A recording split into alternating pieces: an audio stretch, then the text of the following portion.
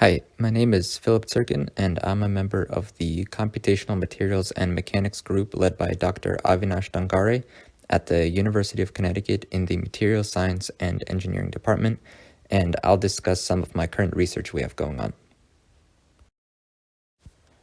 So the focus of our group is to model materials to investigate structure-property relations and the evolution of microstructures in various environments. Overall, the goal of our group is to create a virtual lab environment, meaning we can run experiments and analyze these results all through simulations. Running real experiments can take a lot of time and be very expensive, so being able to guide these experiments by already having an idea of what will happen through simulations is very important. One of my projects specifically is to investigate the deformation behavior of a copper-iron alloy made by a group at the University of Michigan. Some parts of this alloy have iron clusters within a copper matrix, which you can see at the bottom right, and I'm building this structure and running a simulation of a diamond anvil cell experiment, which is a compression of the sample along one axis. Shown here is the copper-iron system I made for the simulation, with the copper being a cube that is 20 by 20 by 20 nanometers, and if I slice this in half, you can see the iron cluster inside, which has an 8 nanometer diameter. For this simulation, I compressed the system very quickly along the z-axis, and you can see the sample deforming in these snapshots.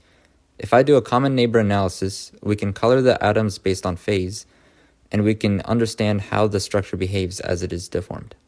Being able to get data on the sample while it goes through an experiment like this is very important, and doing this experimentally is very difficult since this whole experiment only lasts for 20 picoseconds.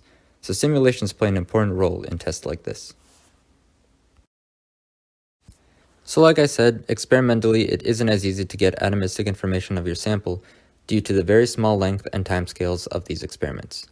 The most common characterization technique used in these experiments is X-ray diffraction, and since we're trying to set up a virtual lab, we want to be able to collect data in this format as well.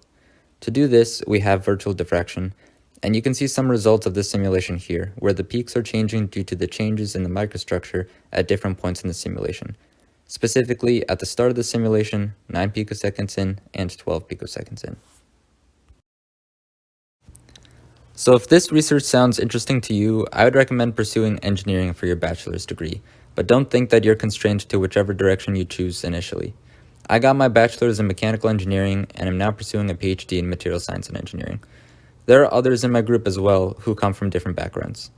Getting an engineering degree will set the necessary framework for almost any engineering path, and you can branch out from there. I also recommend getting involved in undergraduate research. It's a great way to become exposed to the research environment, and you can meet professors who you might want to continue working with in the future. Thanks.